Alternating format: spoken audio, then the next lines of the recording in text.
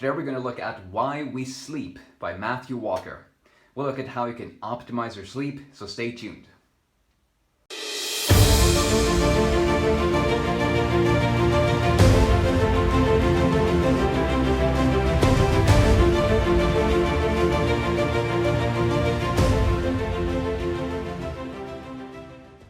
I actually read this book in Norwegian because I was running with a guy named Magnus who loves running up in the mountains for like 2 or 3 hours at a time, covering like 20 or 30 kilometers.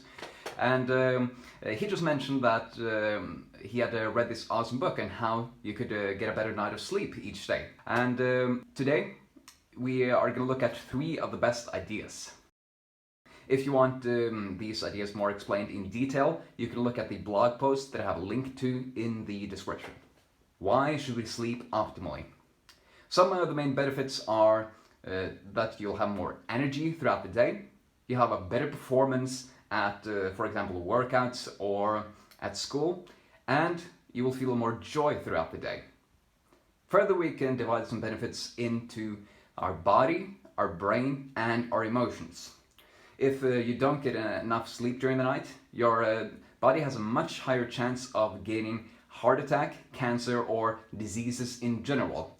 And for our brain, what gets affected is our focus, performance, and memory. And finally, our emotions. If you have too little sleep, it will be difficult for you to show empathy towards others because you'll just be too focused on how horrible you might be feeling yourself since you didn't have enough sleep last night. So that's why we should sleep optimally. Our second big idea is what hinders our sleep? What is it that gets in the way? And I've chosen to focus on these 7 factors. First, if you have no schedule about when you wake up and go to sleep, then it will be like your brain is constantly in a minor jet lag. Another one is caffeine. If you drink coffee within 8 hours of sleep, then it might be difficult for you to even fall asleep, and the quality of sleep, once you do, will be lower. Thirdly, if you have very big meals at night, your body will have to work very hard on your digestion. Naps after 17 o'clock or 5 p.m. It might also be difficult for you to even just fall asleep, which might leave you just for hours in the bed without doing anything. And yeah, you probably know how frustrating that might be. Number 5 is having too intense light in your room within the hour of going to sleep. But if we have too intense light on, then it basically tells our brain that you should be awake for at least 1 hour or more, working before bed. The reason for that is that when we are going to bed, we should actually be winding down. We shouldn't be like propping ourselves up with even more stimulation. And work can be stressful, which might make it even harder to sleep and at least reduce the quality. We can do our work earlier throughout the day. It should very seldom be a necessity to do it during the night. Our bedroom conditions. If our room is too hot and noisy and we don't feel safe there, like we haven't locked the door to our house or whatever, then our brain can't really relax and not the optimal conditions for our body. So those are 7 factors that hinder our sleep. What we're going to do in the third and last big idea is to reverse all of these factors to see what we should actually do. So let's move on to our third big idea, how to sleep better. First, instead of having no schedule, you should have a schedule, a set time for when you wake up and go to sleep every single night. Now, this might be difficult because there are a lot of different factors that go into our daily life.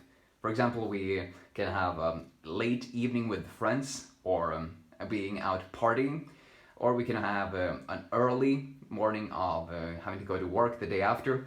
So what you should do is just try your best to wake up and go to sleep within the same hour each day.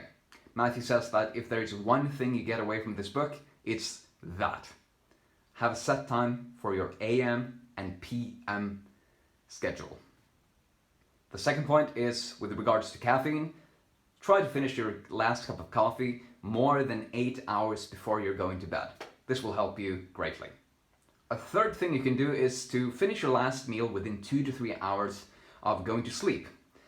And like closer up to the night, if you feel like you have to have something, then make it a small snack. That's just fine. Then a fourth thing you can do is have your naps, if you do have them, before 17 in the evening, like 5 p.m.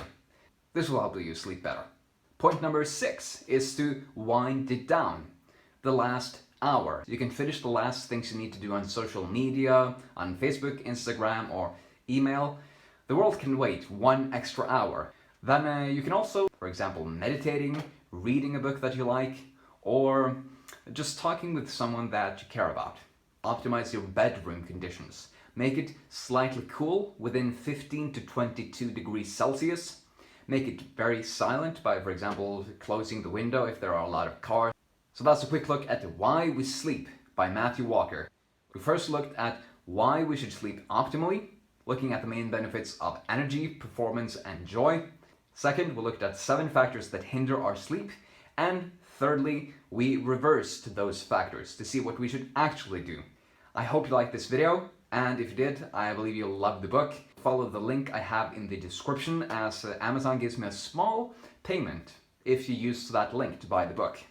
That would help support this channel, and I would appreciate it very much. Also, please give this video a like if you liked it.